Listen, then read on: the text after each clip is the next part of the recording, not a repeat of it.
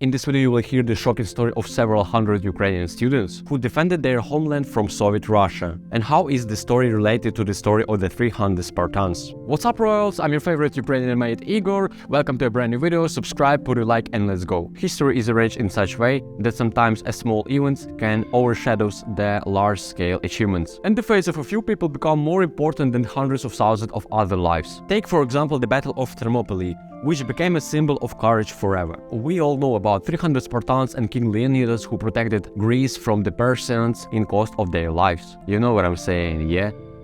This is a poster of King Leonidas. And you have 100% seen the movie about that. And is this a one-time incident and nothing like this has ever happened anywhere? Of course not. And I want to give an example of Ukrainian battle which is no less impressive than the Spartan one. Today I will tell you about the Battle of Kruti, which happened on January 29th, 1918. To understand the reason of this battle, let's go back to the beginning of 20th century. At the time, Ukraine didn't have their own state and were in the two empires, Russian and Austro-Hungarian. What was common to all Ukrainian lands that people fought for their national and social rights. In the political movement, the dominant idea remains the political autonomy of Ukraine as an independent state.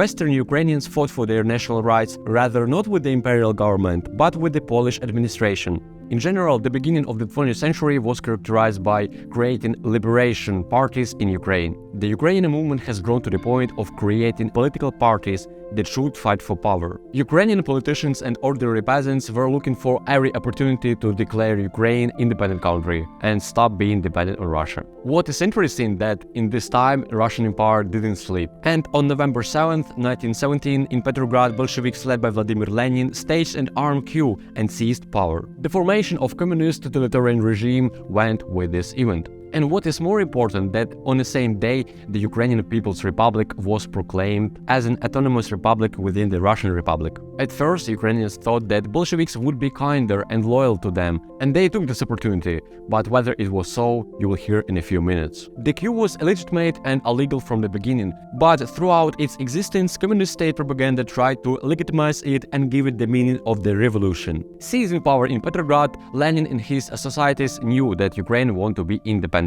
But since Ukrainian lands was very fertile and brought a lot of money and grain to the Russia, it was not profitable to lose Ukrainian territory. So Bolsheviks began to struggle for control over Ukraine. Their opponent was the Ukrainian Central Council, the most organized force at that time, which had a high authority in society. In order to spoil the reputation of the Ukrainian Central Council in the eyes of the population, the Bolsheviks accused it of being bourgeois. But it was not enough. In Ukraine, the Bolsheviks didn't have significant support, and their attempts to seize power in Kiev were unsuccessful.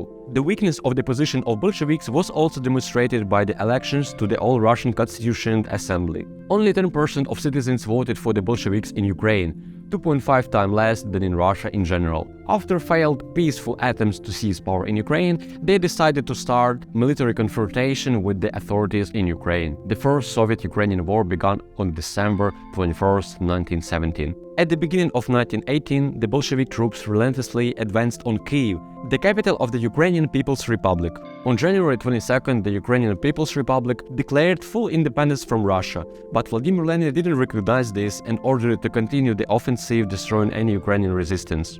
The Soviet troops attacked from two directions, from Kharkiv through Poltava and from Gomel through Bakhmut. The soldiers advancing through Bakhmut under the leadership of Reinhold Berezin made up the bulk of army, 3,500 soldiers, 12 guns and the armored train, but it was an old army that fought quite reluctantly. And in the direction through Poltava, 1,500 Red Guards troops and armored train under the leadership of Mikhail Muravyov advanced.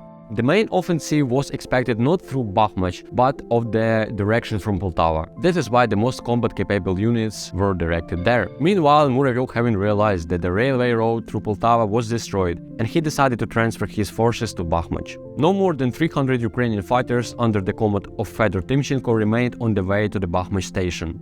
This forced the commander to retreat to the Kruti station, and the Soviet military reorganized and went to kill Ukrainians in large numbers. According to the various accounts, 500 Ukrainian soldiers fought against 6,000 Bolsheviks. These were mainly units formed from young men of the Bogdan Khmelnytsky Kyiv military school. In this detachment of young men there was also a student group. Volunteers, students, graduates, activists of youth organizations signed up there. The position of Ukrainian military was located a few hundred meters from the station itself. Ukrainians were well prepared to meet the enemy. Despite heavy losses, the Soviet military continued its offensive. The battle near the Kruty stations began in the 9 of the morning and lasted for 10 hours. Ukrainians with 16 machine guns and 1 cannon gave battle to the Russians, who had a tenfold advantage in manpower, armored trains and artillery. When the number of Soviet troops began to increase, then Ukrainian military were forced to retreat. The retreat took place in the dark, and when everyone gathered, it turned out that about 30 students were missed.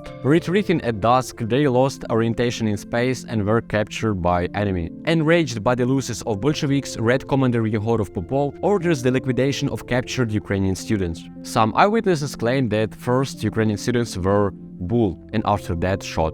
Before the shooting, student Grigory Pipsky began to sing the national anthem of Ukraine, and then the rest of the students supported him. Not paying attention to the superiority of enemy's forces, to their age, in fact the children went out to defend their country. They probably understood that death was coming for them, but they were ready to do anything to delay this attack. And in addition to the fact that they managed to detain them, they also inflicted a blow 3 times greater. Historian Yaroslav Faizulin estimates the losses of the Bolsheviks at 300 people. Such a large number of losses is explained by the fact that the Soviet troops attacked for 6 hours in an open field where it was not possible to hide from the guns.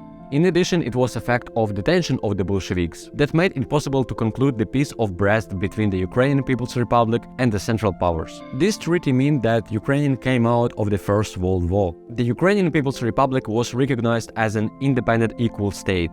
The German and Austro-Hungarian empires pledged to help the Ukrainian Central Council to release the territory of Ukraine from the Bolsheviks. That is, this battle meant a lot. Love for the country, courage can be characterized by this battle. The death of the students near station Kruty became a symbol of patriotism in struggle of independent Ukraine. In 2019, Alexander Shaparev's historical drama Kruty 1918 was released on the screens. In my opinion, this story is more courageous than the story of 300 Spartans. But this is purely my opinion. By the way, write down in the comments ideas for my following video. I will be really interested to read. So if you were interested to listen in my story, please support me with like and subscribe. And I appreciate every of my subscriber. And also a lot of bloggers turn off notification about subscription, but I don't, because it's motivation for me. I really thank you. And I also want to recommend you my friend's Telegram channel with news. It's called Mordors and Madness. Link in the description below. So that's it. Thank you for watching. Have a great time.